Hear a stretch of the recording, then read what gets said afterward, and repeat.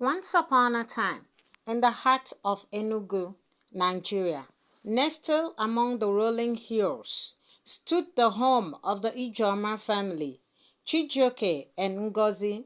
Ijoma were well-respected members of the community, admired for their love, success, and the beauty of their family. Their mansion, an elegant abode with sprawling gardens and towering gates, was a symbol of their prosperity. The couple lived a life many envied, a life of abundance, love, and happiness. Chijioke was a successful entrepreneur who ran a thriving business empire, while Ngozi was a graceful, beautiful woman who carried herself with a quiet dignity. Together, they had everything anyone could dream of, except one thing, a child. For 7 long years, Chijioke and Ngozi tried desperately to conceive. They went to the best doctors, consulted fertility experts, and even tried traditional medicine, but nothing seemed to work. The pain of infertility cast a shadow over their once joyful home. Every month that passed, filled with empty hope and disappointment, seemed to widen the chasms of despair between them. The love they shared was undeniable, but the absence of a child to complete their family left a deep void. Ngozi, in particular, struggled. Her heart ached every time she saw a child or heard the laughter of other mothers. Her mother-in-law, Mama Daisy, was not kind to her. Mama Daisy often criticized her, blaming her for not bearing her son a child. Chijioke deserves a son, a child to carry on his name. If you cannot give him that, I will make sure he marries another woman who can. Mama Daisy will say coldly. The sting of those words pierced Ngozi's heart every time, and it became clear to her that her marriage, her happiness, and her place in her husband's life were being threatened by her inability to conceive. Ngozi's desperation reached a boiling point when, on one of her routine visits to a gynecologist, she met a woman named Amara. Amara was a kind woman with a serene presence that drew Ngozi in. They struck up a conversation, and Ngozi confided in her about her struggles with infertility. Amara, who was a part of a secret women's network that claimed to have the power to grant children to the desperate, listened attentively. Amara's eyes gleamed with an almost hypnotic wisdom as she assured Ngozi that she could help. "I know a way," Amara said softly, a voice calm yet compelling. "There is a group, a coven, that was the power to give you a child. We have helped many women like you, desperate women who have been unable to conceive for years, but there is a price to pay." Ngozi's heart raced. She had heard rumors of such things, of groups that dealt with forces beyond human understanding, but her desire for a child clouded her judgment. "What price?" Ngozi asked, her voice trembling with both hope and fear. Amara smiled, her eyes glinting with something that seemed almost otherworldly. "The child will be yours, Ngozi, but there is a condition. The child will serve a coven. She will have special gifts, powers that are not of this world. But at night she will turn into a cat, a creature born to the coven's will. And from the age of 1, she will not eat human food. She will only eat rats, live rats, every night." Ngozi recalled in horror that thought, but her desperation drowned her fear. "What do I need to do?" she asked, her voice barely a whisper. "You must join us," Amara explained. "You must let the coven initiate you, and then you will conceive a child. But remember, once you join, there is no turning back.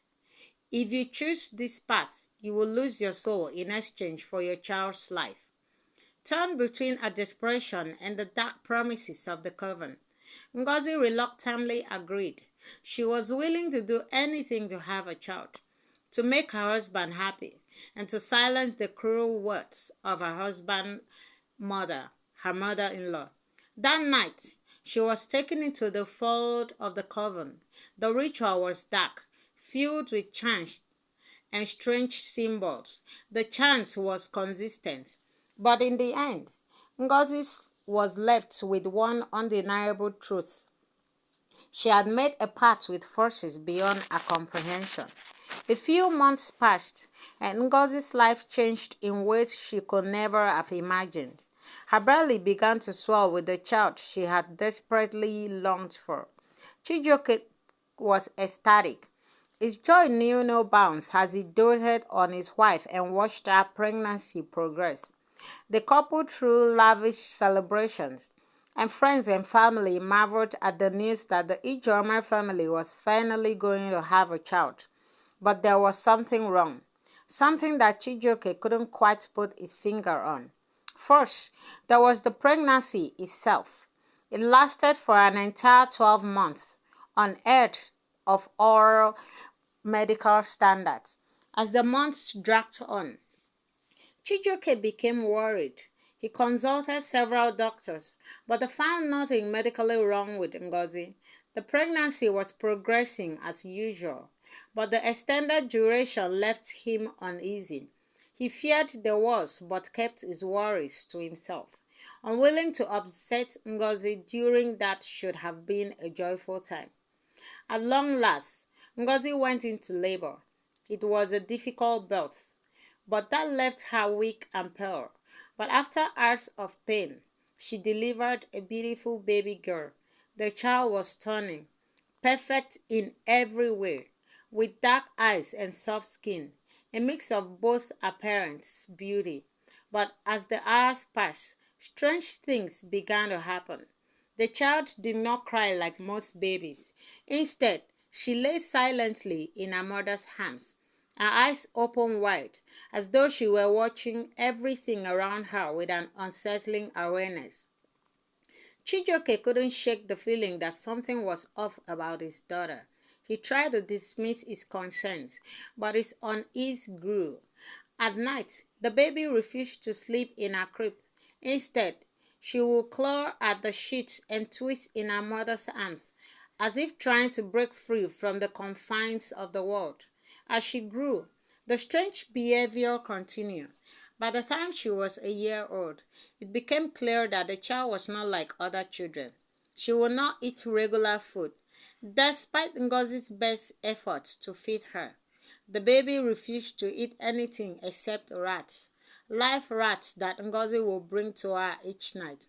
As per the pact, Chijioke was horrified, but Ngozi made excuses. She claimed the child had a strange appetite, that the baby was just going through a phase. But every night, Chijioke would hear the sound of the child's teeth gnawing through the rats, the skittering of little paws as she devoured them with terrifying hunger. He would lie awake in his bed, his mind racing with questions. Why would his beautiful baby refuse to eat real food? Why would she devour rats like some of kind of monsters? Things only worsened as the years passed. Every night, the child would disappear for hours, and when Chijioke went to check on her, he would find her in the garden or in a dark corner of the house, crouched and staring with the eyes of a predator. Sometimes, he would hear a low crow from her, something that no child should be capable of. One night, Chijioke decided to follow his daughter. He watched as she slipped out of the house, moving with the failing grace that unnerved him. He followed her through the yard and into the woods behind their home. There, he saw her transform before his eyes, her body twisting and elongating, fur sprouting from her skin, and her face changing into that of a sleek, black cat. He gasped in horror as the creature stalked away into the shadows. He could no longer deny the truth. His daughter was not human. She had become something else, something evil. Devastated, Chijioke confronted Ngozi. His heart broke as he demanded answers. "What have you done, Ngozi? What have you brought into our home?" he cried. "Our daughter is not human. She's a monster."